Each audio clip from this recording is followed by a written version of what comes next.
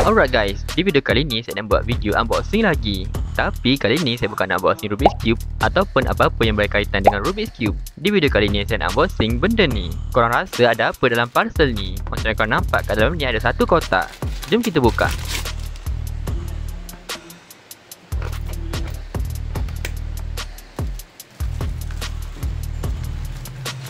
Okey, macam yang korang nampak kat sini, ini adalah Lego yang boleh dikatakan agak vintage yang saya jumpa kat Carousell. Untuk pengetahuan korang, Lego yang kat tangan saya ni dah pun berusia 47 tahun. Sebelum ni, Lego paling lama yang saya ada adalah berusia 31 tahun, iaitu dari tahun 1994. Tanpa membuang masa, jom kita buka dan pasang Lego ni.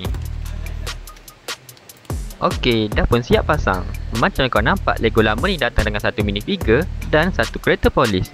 Ini adalah Lego set yang menembus siri 600 dari tahun 1978. Fakta menarik tentang set Lego ni adalah, ini adalah set pertama yang Lego keluarkan yang hadir dengan satu minifigure. Untuk pengetahuan korang, sebelum tahun 1978, Lego hanya keluarkan minifigure dalam bentuk macam ni.